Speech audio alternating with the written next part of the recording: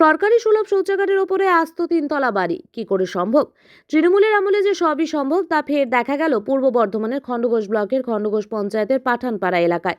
2019-20 অর্থবর্ষে খণ্ডঘোষ গ্রাম পঞ্চায়েতের উদ্যোগে খণ্ডঘোষ গ্রাম পঞ্চায়েতের স্যানিটেশন প্রকল্পে মিশন নির্মল বাংলা গড়তে এই শৌচাগারটি নির্মাণ করা হয়। সরকারি সুলভ শৌচাগারটির উদ্বোধন করেন তৎকালীন পূর্ব বর্ধমান জেলা পরিষদের সহকারী সভাধিপতি দেবু টুডু। ইতিমধ্যেই সরকারি এই শৌচাগারের ওপরে একটি তিনতলা ভবন নির্মাণ এবং ভবনের দুটি বিভাগ দুটি সংস্থাকে ভাড়া দেওয়াকে কেন্দ্র করে শুরু হয়েছে ব্যাপক শোরগোল। তবে ভবন কর্তৃপক্ষ শ্যামল কুমার আশ বলেন, খণ্ডঘোষ থানা মোড় থেকে এই পর্যন্ত কোনো সুলভ শৌচাগার নেই।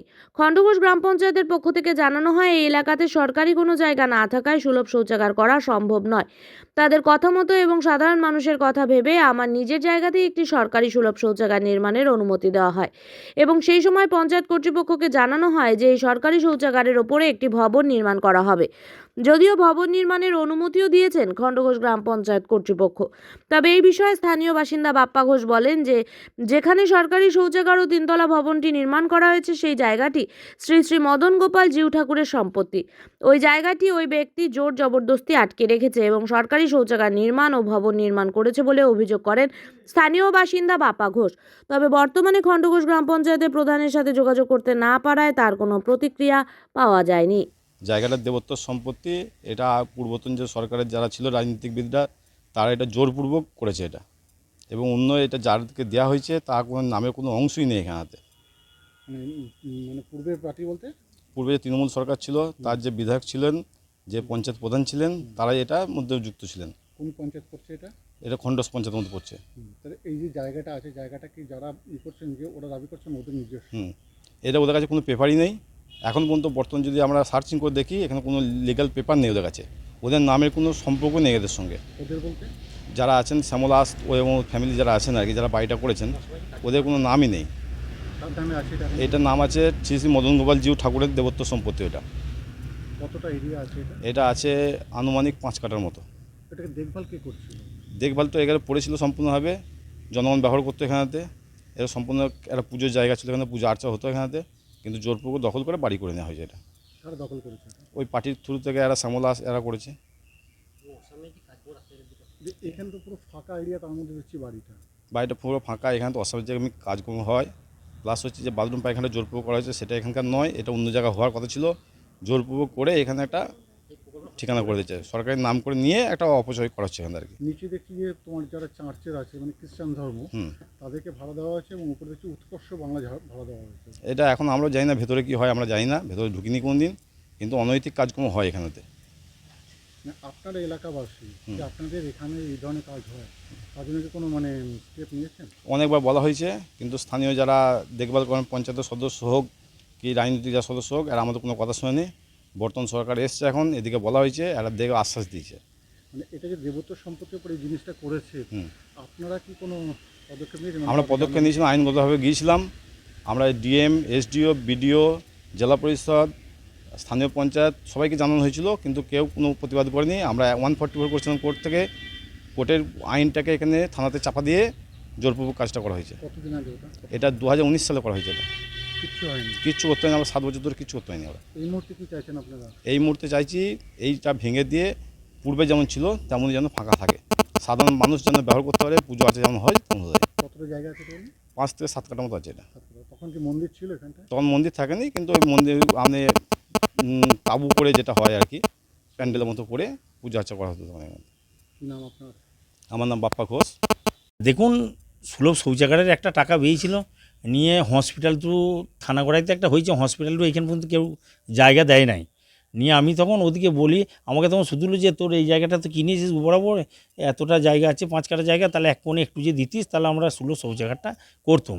দিয়ে আমি তখন বলছিলাম তাহলে এক কোণে একটু নে, আর তার জন্য লিখিত পড়ি তো দিই না কিছু। আমি বললাম তাহলে কর, কিন্তু জায়গাটা ফাঁকা রাখবো না ভাই, তার উপরে আমার একটা ঘর করার ইচ্ছা আছে, তার উপরে আমি ঘর দুয়ার করবো। নিয়ে তারপর সুলভ শৌচাগারটা হলো, উদ্বোধন হলো। এখনও সুলভ শৌচাগারটা আছে। সুলভ শৌচাগারটার ওরা জলে ফলে কিছু ব্যবস্থা করে দেয় নাই। জলের ব্যবস্থাটা আমি আমার কল থেকেই জল, মানে আমার সাবমার্সেল থেকেই, ওদিকে ট্যাঙ্কি থেকেই ওদের জলের লাইনটা করে দিয়েছি, এবং যথাসাধ্য মানুষ উপকারের জন্যে এইটা আমি করেছি। এরপর মানুষকে উপকার করতে গিয়ে আমার পথে যদি বাঁশ দেয় কেউ, পেছনে বাঁশ দেয়, তাহলে সেটা ভাই আমি আর কি বলবো। সুলভ শৌচাগারটি আপনি নিজস্ব থেকে করেছেন না পঞ্চায়েত না, পঞ্চায়েত থেকে করেছে, ওরাই করেছে, কোন পঞ্চায়েত থেকে করা হয়েছে? খণ্ডঘোষ পঞ্চায়েত থেকে। তখন কি দোতলা বাড়িটা ছিল? না, তখন থাকে নাই, তারপরেই করেছি আমি। তখন বাড়িটা ছিল না, তখন থাকে নাই। কত টাকা খরচা হয়েছিল কি জানেন? না, আমি সেটা জানি না, তো আমাকে তো সেসব কিছু। অভিযোগ উঠছে যে এই যে জায়গাটা আপনার আছে হ্যাঁ। এটা দেবত্ব সম্পত্তি, হ্যাঁ। এখনো সেই দেবত্ব সম্পত্তি নামই আছে, হ্যাঁ, সম্ভবত নারায়ণজি এরকম কিছু একটা। না, দেবত্ব সম্পত্তি নয় ওটা। ওটা যেটা রেকর্ডটা আছে ওটা ভুলভাল রেকর্ড, ওটার সঙ্গে এই জায়গাটা কোনো অ্যাডজাস্টমেন্ট নাই। কি রেকর্ড আছে এটা? এই এই এই রেকর্ড মানে যার কাছে এই জায়গাটা মোট 9 শতক জায়গা, ওই 34 শতক 35 67 শতক যেগুলো আছে ওগুলো কিচ্ছু নয়, 9 শতক জায়গা। আমাদের সামনে একজন নিচেন আপনার 4.5 শতক বাবু মুখার্জি, আর আমরা 4.5 শতক নিয়েছি একজনের কাছে। কত সালে নিয়েছিলেন এটা? আমি নিয়েছি মোটামুটি ধরুন ওই 19 সালে হবে। এটা তো তার আগে থেকে তো এটা বলে মানে তোমার 18 সালে। দেবত্ব সম্পত্তি ছিল। কি দেবত্ব সম্পত্তি, তো আমি দেবত্ব সম্পত্তি তো কিনি নাই, আমি দেবত্ব সম্পত্তি কিনি নাই। যার জায়গা ছিল তার সামনেটা মানে ওই আমরা 64-82 দাগটা তার আছে, নিয়ে 84 দাগটাও তার ছিল, নিয়ে 84 দাগ থেকে সরকার থেকে ও 84 দাগটা ওর ছিল, উনি এই সামনের বিক্রি করলো, নিয়ে ওইটাও আমাকে বললো তাহলে এইটা তুই নিয়ে নে।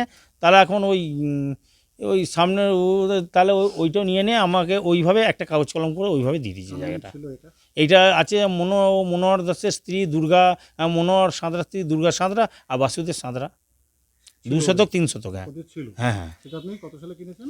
আমি 2018 সালে 19 সালে হবে। হ্যাঁ, ওই। কিনেছিলেন। হ্যাঁ, হ্যাঁ, তারপর থেকে কি আপনার নামে রেকর্ড আছে? হ্যাঁ, আমার নামে রেকর্ড মানে আমার নামে ওইটা করা, ও কাগজ কলম করা আছে, আর 82 দাগটা আমার নামে রেকর্ড আছে। কাগজ কলম কি এমনি ডামি পেপারে না সরকারিভাবে আপনাকে? না, ড্যামি পেপারে কাগজ কলম আছে, সরকারিভাবে দেয়নি? মানে এগ্রিমেন্ট যেটা হয় সেই এগ্রিমেন্টে। সরকারিভাবে এখন আপনার নাম হয়নি? না, সরকারিভাবে আমার নাম হয় না। কিন্তু সরকারিভাবেই কিন্তু এখনো পর্যন্ত এটা দেবত্ব সম্পত্তি হয়ে আছে। আমি কি বলছি, ওইটা তো দেবত্ব সম্পত্তি, এটা 9 শতক জায়গা, দেবত্ব সম্পত্তি 64 শতক, ওটা এই জায়গাটা হবে কি করে না? তাহলে এটা দেবত্ব না, সম্পত্তি? এটা দেবত্ব সম্পত্তি মোটেই নয়, দেবত্ব সম্পত্তি পাশেরটা, পাশেরটা। পাশেরটা ওরা এখন ওইটা ওর দাগটা ওর পরিমাণটা এতে তুলে দিয়েছে, নিয়ে এইটা এখন দেবত্ব করে দিয়েছে। না, আপনার যেখানে যদি আপনার নিজস্ব সম্পত্তি হয় হ্যাঁ, তাহলে সুলভ শৌচাগারটা কি করে করা হবে? সুলভ শৌচাগার এখানে জায়গা পায় নাই, তার জন্য এইখানে জায়গা দিয়েছিলাম, করেছে ওরা সুলভ শৌচাগারটা। এবং পঞ্চায়েতের লোক, কোন পঞ্চায়েত ছিল তখন? খণ্ডঘোষ পঞ্চায়েত, কোন দল ছিল? তখন টিএমসি দল ছিল। তৃণমূল ছিল। হ্যাঁ, তাহলে আপনি কি তখন বাধা দেননি কেন? না, আমি তো কোথাও জায়গা পাই না বলে এক্ষুনি একটু জায়গা দিয়েছিলাম, আমি কেন বাধা দেবো? আর তারা জোর করেও করে নাই, কেউ জোর করেও বলে না আমাকে বলে একটু জায়গা লাগবে, আমি বললাম তাহলে এক্ষুনি কর। এটা নিয়ে তখন বিতর্ক সৃষ্টি হচ্ছে যে আপনি সুলভ শৌচাগারের উপরে আপনি তিনতলা কনস্ট্রাকশন করছেন। কিন্তু আমি তো তখন তো সেটা, আর এই পঞ্চায়েতের যে বাড়ি পারমিশন তাও আমার কাছে আছে। এই বিষয়ে কি আপনি কোনো মানে আইনি সাহায্য নেবেন? না, এখন আপাতত আমি তো আর কি করবো বলুন তো, আমার তো আর কিছু করার না, আমি যে দিয়ে যদি ভুল করেছি। কি চাইছেন? আমি কি চাইবো, যা বলবে সরকার থেকে তাই, সেটা আমি আর কি চাইবো, আমার চাওয়ার তো কিছু নাই। কারো প্রশাসনের সঙ্গে কি যোগাযোগ করেছেন? না, আমি কারোর সঙ্গে কোনো যোগাযোগ করিনি, আমাকে কেউ কিছু বলেও না এই বিষয়ে কি নাম এখন পর্যন্ত। শ্যামল কুমার দাস।